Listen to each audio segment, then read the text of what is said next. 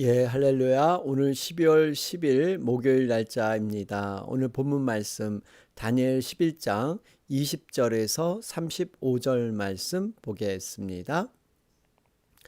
그 왕위를 이을 자가 압제자를 그 나라의 아름다운 곳으로 두루 다니게 할 것이나 그는 분노함이나 싸움이 없이 몇 날이 못되어 망할 것이요.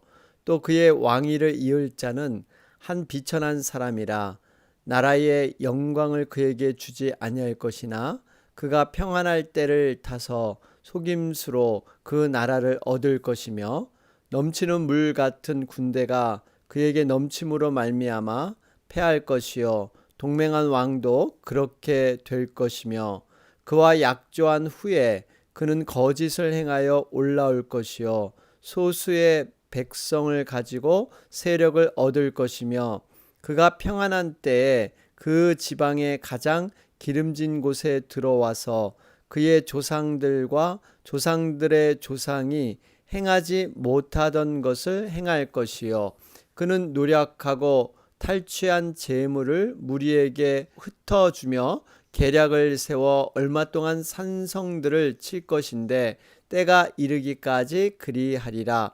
그가 그의 힘을 떨치며 용기를 다하여 큰 군대를 거느리고 남방 왕을 칠 것이요 남방 왕도 힘이 크고 강한 군대를 거느리고 맞아 싸울 것이나 능히 당하지 못하리니 이는 그들이 계략을 세워 그를 침이니라. 그의 음식을 먹는 자들이 그를 멸하리니 그의 군대가 흩어질 것이요 많은 사람이 엎드려져 죽으리라. 이 두 왕이 마음에 서로 해하고자 하여 한 밥상에 앉았을 때 거짓말을 할 것이라. 일이 형통하지 못하리니 이는 아직 때가 이르지 아니하였으므로 그 일이 이루어지지 아니할 것임이니라. 북방 왕은 많은 재물을 가지고 본국으로 돌아가리니 그는 마음으로 거룩한 언약을 거스르며 자기 마음대로 행하고 본토로 돌아갈 것이며 작정된 기한에 그가 다시 나와서 남방에 이를 것이나 이번에 그 전반만 못하리니 이는 기띔의 배들이 이르러 그를 칠 것임이라. 그가 낙심하고 돌아가면서 맺은 거룩한 언약에 분노하였고 자기 땅에 돌아가서는 맺은 거룩한 언약을 배반하는 자들을 살필 것이며 군대는 그의 편에 서서 성소 곧 견고한 곳을 더럽히며 매일 드리는 제사를 폐하며 멸망하게 하는 가증한 것을 세울 것이며 그가 또 언약을 배반하고 악행하는 자를 속임으로 타락할 것이나 오직 자기의 하나님을 아는 백성은 강하여 용맹을 떨치리라. 백성 중에 지혜로운 자들이 많은 사람을 가르칠 것이나 그들이 칼날과 불꽃과 사로잡힘과 약탈을 당하여 여러 날 동안 몰락하리라. 그들이 몰락할 때에 도움을 조금 얻을 것이나 많은 사람들이 속임수로 그들과 결합할 것이며 또 그들 중 지혜로운 자 몇 사람이 몰락하여 무리 중에서 연단을 받아 정결하게 되며 희게 되어 마지막 때까지 이르게 하리니 이는 아직 정한 기한이 남았음이라. 아멘. 우리 다니엘 11장 살펴보는 가운데 있습니다. 여러분이 어제 말씀을 통해서 기억할 인물이 있었죠. 바로 안티오쿠스 마그누스. 여러분 마그누스라는 것은 대왕이라는 의미가 있습니다. 그러니까 알렉산더 대왕 이렇게 칭하듯이 그러니까 엄청난 많은 영토를 얻고 또 탐욕에 의해서 많은 그러한 부귀영화를 누렸던 사람이 안티오쿠스 마그누스였습니다. 그는 북방 왕이었죠. 시리아 왕으로서 살았는데요. 어떤 것에 만족하지 못해서 얼굴을 바닷가로 지중해로 돌려서 땅을 정복하고자 하는 탐욕적인 욕심이 많은 그런 왕이 바로 안티오쿠스 마그네스였습니다. 그런데 지금 20절 말씀은 이 안티오쿠스 마그누스를 뒤를 이은 셀루쿠스의 왕조죠. 바로 필로파토르에 대한 예언의 말씀을 하고 있습니다. 그러니까 이 마그누스가 죽자 그의 장자인 셀루쿠스 필로파테르라는 시리아 왕이 즉위를 하게 됩니다. 그런데 문제가 있었습니다. 왜냐하면 그 아버지 왕이 그만 로마의 전쟁의 짐으로 말미암아 전쟁 배상금이죠. 많은 돈을 물려줘야 하는 그러한 빚을 그대로 물려받았습니다. 그러니까 아들이 왕이 되었지만 그 빚을 갚기 위해서 어떤 일을 행하게 되면 백성들에게 너무 과중한 세금을 거둘 수밖에 없습니다. 그래서 오늘 20절에 보면 그 왕위를 이을 자가 압제자를 그 나라의 아름다운 곳으로 두루 다니게 할 것이다. 여러분, 이 압제자라는 의미가요, 세금을 거두는 사람을 의미하죠. 강제 징수하는 이런 사람을 전국에 다 파견해서 세금을 거뒀죠. 특별히 아름다운 곳을 두루 다니게 할 것이다. 여러분, 이 아름다운 곳은요, 예루살렘 성전을 의미합니다. 그러니까 세금으로도 안 되니까 예루살렘 신전에 보관되어 있던 보물들까지 약탈하는 이러한 그 성전의 기물에 손을 대는 악행을 저지르게 됩니다. 결국 어떻게 보면 나중에 이 셀루쿠스 필로파테르라는 왕이 이 무모한 조세 정책이죠. 이로 인해서 죽게 되지만 사실 그 내면에 보면 하나님을 대적하는 하나님의 성전을 더럽히는 일과 관련이 깊다는 것을 우리는 볼 수가 있습니다. 이로 인해서 결국 멸망을 당하는, 결국 무슨 의미입니까? 여러분, 하나님을 대적하는 자는요, 결국 그 끝이 좋지 않고 멸망으로 끝날 수밖에 없다. 이 동생이 나중에 또 왕이 되거든요. 그 사람이 나중에 살펴볼 안티오쿠스 에피파네스라는 왕인데, 이 사람도 동일하게요, 하나님 성전을 더럽히는 인물로 유명하죠. 결국 비극적인 최후를 맞게 됩니다. 여러분, 하나님을 대적하는 것은요, 멸망을 자초하는 그러한 길인 줄로 믿습니다. 우리가 하나님을 함부로 대해서는 안 된다 하는 것을 볼 수가 있습니다. 자, 그러면서 이제 21절 말씀을 보면 안티오쿠스 에피파네스에 대한 예언의 말씀이 나오고 있습니다. 안티오쿠스 에피파네스 사람은 누구냐 하면요, 동생이 되죠. 셀루쿠스 필로파테르라는 그 동생이 바로 안티오쿠스 에피파네스인데요. 이 사람이 어떻게 왕이 됐는가 하면요, 굉장한 속임수가 있었습니다. 사실 여러분, 셀루쿠스 필레파테라는 그러한 왕이 죽게 되면 그 장자 아들 중에 큰 아들이 왕을 이어받는 것이 당연한데, 동생 안티오쿠스 에피파네스 실제적인 왕이 된 사람은요, 로마로 볼모로 잡혀가 있었습니다. 그런데 속임수를 써가지고 장자를 자기 대신에 볼모로 잡아놓고 자기는 빠져나오게 되죠. 그러면서 이제 형 왕이 죽게 되니까 자기가 그 조카를 보호한다는 미명하에 왕궁으로 들어가서 권력을 장악합니다. 이런 속임수를 통해서 왕이 되는 이러한 과정을 거치게 되죠. 그래서 21절 말씀을 보면 또 그의 왕위를 이을 자는 한 비천한 사람이라, 이 비천한 사람이 바로 이 안티오쿠스 에피파네스 그 사람인데, 비천하다는 것은요, 어떠한 신분에 비천한 것이 아니라 성품, 인격이 아주 간교하고 비열하다, 이런 의미가 있습니다. 조카까지도 서슴없이 살해하고 자신이 그 왕위를 차지하는, 속임수를 써서 차지하는 이러한 사람이었죠. 또 이 안티오쿠스 에피파네스가 참 미친 것은요, 예루살렘 성전에 제우스 신상을 만들어서 섬기게 하고요, 또 율법에서 금하는 돼지고기를 희생제사로 드리게 하는 참 이런 악한 왕이기도 합니다. 여러분, 사실 우리가 이 비천한 사람이라는 걸 생각해 볼 때, 이 세상에서 부귀와 재물을 누리는 것, 이렇게 살지 못하는 것이 비천한 것이 아닙니다. 여러분, 비천한 것은요, 하나님을 두려워하지 않고 세상에서 눈에 보이는 것이 최고인 것처럼 이 땅에서 군림하게 사는 것, 여러분, 이런 사람이 무가치하고 비천한 사람인 줄로 믿습니다. 이 땅에서 우리가 비록 가난하게 살지라도 정말 하늘의 소망, 영원한 생명을 소유하는 것, 천국을 소유하는 자는요, 존귀한 자로 분명히 하나님은 여기신다는 사실입니다. 자, 그러면서 여러분 22절부터 27절 말씀 쭉 살펴보면요. 이렇게 참 거짓으로 속임수로 왕이 됐는데 모든 살아가는 그러한 자기의 형통의 방법, 그런 수단이 모두 거짓에서 온다 하는 것을 우리는 알 수가 있습니다.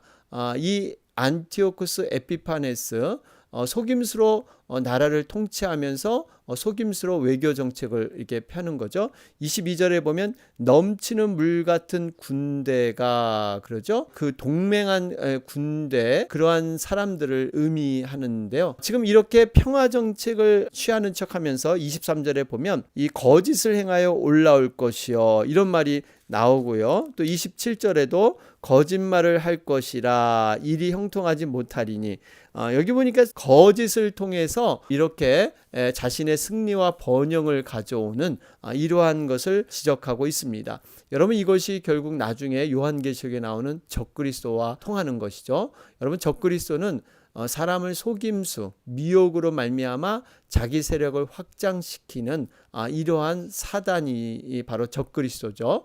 그러니까 이 안티오쿠스 에피파네스가 요한계시록에 나오는 적그리스도와 같은 이러한 모습이다 하는 것을 볼 수가 있습니다. 좀 더 자세히 우리 22절부터 27절 말씀 다시 한번 보면요. 이 속이는 일에 익숙한 이러한 사탄, 그러한 이 안티오쿠스 에피파네스의 모습인데요. 우리가 훗날 이제 종말이 가까이 오면 우리는 과연 어떻게 살아야 될 것인가? 어떻게 보면 이미 말씀의 예언을 통해서 우리가 그 종말 미래를 준비하기 위해서 우리에게 말씀을 주신 줄로 믿습니다. 그래서 사도 요한은 성도들에게 당부하고 있습니다. 사랑하는 자들아 영을 다 믿지 말고 오직 영들이 하나님께 속하였나 분별하라. 많은 거짓 선지자가 세상에 나왔습니다. 그렇죠? 여러분 우리가 정말 영의 세계에 민감해질수록 분별의 능력 그것은 말씀을 통해서 바로 잡아가야 될 줄로 믿습니다. 그렇기 때문에 우리가 사단의 세력에 대항해서 승리하려면 어떻게 될 것이냐? 그 해답은 분명합니다. 우리가 진리를 고수하고 참된 것을 말하고 참된 것을 행하는 것입니다. 거짓을 멀리하고 속이는 것을 가까이 하지 않는 것. 여러분 이것밖에 방법이 없습니다. 그런데 이것이 여러분 말처럼 쉽지가 않죠. 그런 시대 속에 그러한 풍류 속에 살아가게 되면요. 세상을 거슬러가는 이러한 삶이 쉽지 않습니다. 우리는 말씀을 통해서 훈련받고 우리가 준비해야만 모든 것을 이루게 될 줄로 믿습니다. 자, 그러면서 28절 말씀을 보면 북방왕은 많은 재물을 가지고 본국으로 돌아가리니 그는 마음으로 거룩한 언약을 거스리며 자기 마음대로 행하고 본토로 돌아갈 것이며 그렇죠. 여러분 역사적인 배경이 있습니다. 이 북방왕 지금 말하는 이 안티오쿠스 왕인데요. 이 사람이 사실은 조약을 맺어서 애굽을 통째로 삼키려는 계획이 있었습니다. 그런데 이것이 수포로 돌아가게 됩니다. 배반으로 말미암아. 그래서 애굽의 일부 약탈한 전리품을 가지고 자기 나라 본국 시리아로 이렇게 돌아가게 되는데 돌아가기 전에 예루살렘을 공격하게 돼요. 그래서 유대인들을 학살하고 성전의 보물을 다 약탈하게 됩니다. 그런데 예루살렘에 반란이 일어났던 소식을 듣고 이런 일을 행하게 되는데요. 왜 그러냐면 그 당시 안티오쿠스가 애굽에서 이렇게 철군이라 그러죠. 자기 나라로 돌아가려고 할 때 유대인들 사이에 거짓 소문이 돌았습니다. 그거는 바로 안티오쿠스 황제가 죽었다. 그렇기 때문에 우리가 이제 독립을 하고 이때 일어나야 된다 해가지고 해임된 대제사장 야손을 중심으로 해서 유대인들이 독립을 찾기 위해서 예루살렘에 주둔하고 있는 시리아 군대를 몰아내는 이러한 일이 일어나죠. 이럴 때 안티오쿠스가 바로 돌아가면서 예루살렘을 공격해서 유대인들을 학살하고 성전에 난입해서 보물들을 다 약탈하는 이러한 사건이 일어납니다. 2년 후에도 또 한 번 이런 일이 더 심하게 일어나게 되죠. 여기에 문제는요. 이 거짓 사망설입니다. 이 죽지도 않은 사람이 죽었다. 이 거짓. 거짓 소문이 난무했다는 것이죠. 여러분, 이 부분이 참 중요해요. 이제 말세가 되면요, 이런 소문이 소문을 이 꼬리를 물고 확인할 수 없는 거짓 소문 때문에 거기에 정말 요동하는 삶들, 여러분, 이런 삶들이 분명히 올 겁니다. 이게 말세의 징조예요. 그렇기 때문에 우리가 여기 있다 저기 있다 이 말에 귀 기울이지 말고 정말 오로지 하나님의 말씀 안에서 그 중심을 잡아가는 것, 여러분, 이것이 말세를 준비하는 신앙인들의 절대적인 중요성이다 하는 것을 볼 수가 있습니다. 여러분, 분명히 동일한 이러한 거짓 소문들이 난무하게 될 것입니다. 자, 그러면서 29절부터 35절, 29절에 그 내용이 나오죠.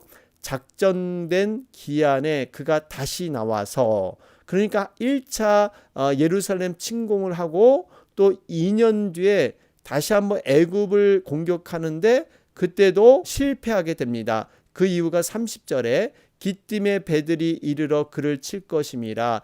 이 기띔의 배들은요, 로마 군대를 의미하는데요, 로마가 애굽을 편들어 주어서 그 싸움에 같이 합하니까 북방왕 바로 안티오쿠스는 로마의 그 힘을 알거든요. 그러니까 안 되겠다 해가지고 그냥 다시 또 돌아가는 일, 이것이 2년 뒤에 이렇게 생겨나는데요. 여기서도 마찬가지로 지나가면서 또 예루살렘을 공격해서 31절에 보면 군대는 그의 편에 서서 성소 곧 견고한 곳을 더럽히며, 그렇죠?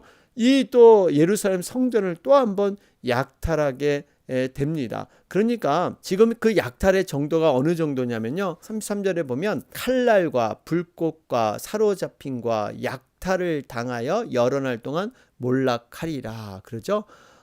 정말 이 사람들, 믿는 자들을 신앙을 벗기기 위해서 화형대에 태워 죽이기도 하고요, 펄펄 끓는 기름 가마 속에 자기 자녀들을 부모님이 보는 앞에서 이렇게 던지는, 노예로 팔리는 건 당연하고 재산이 몰수당하고, 이렇게 하나님에 대한 신앙을 저버리게끔 이런 많은 유혹과 핍박이 시작이 됩니다.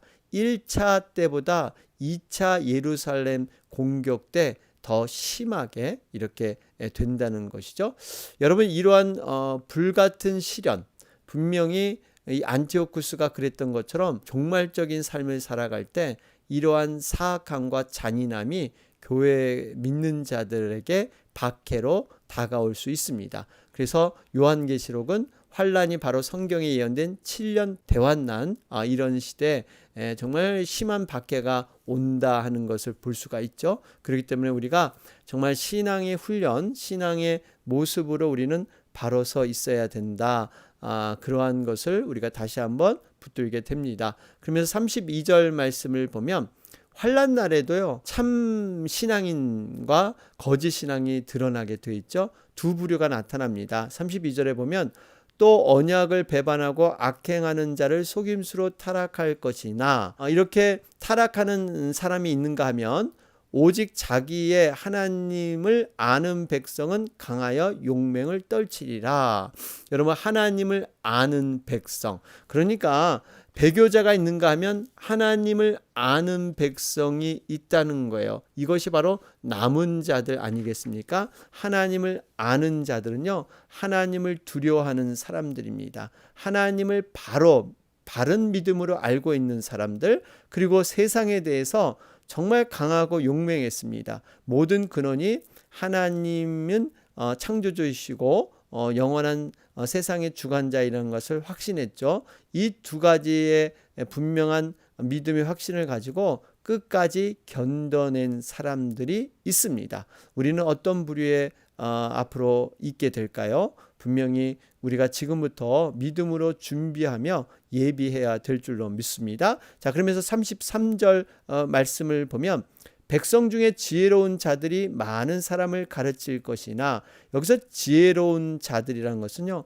하나님의 말씀을 가르치는 그런 지도자들을 얘기하고 있습니다.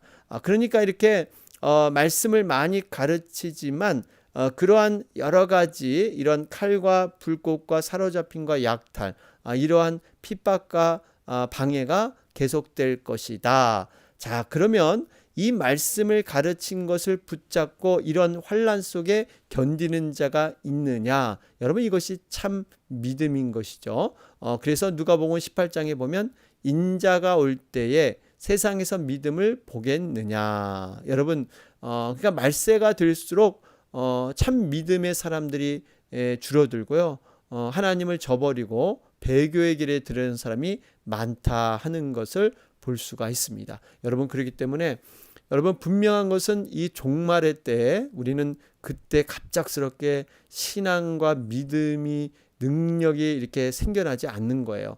평상시 지금부터 잘 훈련되고 연단돼서 여러분 확고한 믿음에 서지 않으면 언제 우리가 종말과 말세가 올지 모르는데 다 쓰러질 수밖에 없다는 겁니다. 여러분, 그래서 우리가 각성을 늘 해야 합니다. 타성적인 신앙, 무감각한 신앙, 형식적인 신앙, 행함이 없는 믿음, 여러분 이런 것들을 돌아보면서 진정으로 우리가 하나님 앞에 어떤 모습인가를 늘 돌아봐야 합니다. 어떻게 보면 우리 40일 특별 작정 기도회 다니엘 우리 기도회를 11월 우리 22일부터 12월 20일부터 40일간 하는데요. 여러분, 이 기간이 어떻게 보면 우리가 영적으로 거듭나고 새롭게 각성하는 기간이 될 수 있습니다. 여러분, 그래서 나름대로 꼭 작정하셔서 함께 우리 동참해 주셨으면 좋겠습니다. 자, 그런 가운데 여러분 34절에도 속임수로 그들과 결합할 것이며, 그렇죠? 늘 속임수로 살았던 안티오코스 그러한 왕의 모습을 볼 수가 있습니다. 자, 그러면서 결론적인 35절의 말씀입니다. 또 그들 중 지혜로운 자 몇 사람이 몰락하여 무리 중에서 연단을 받아 정결하게 되며 희게 되어 마지막 때까지 이르게 하리니 이는 아직 정한 기한이 남았습니다.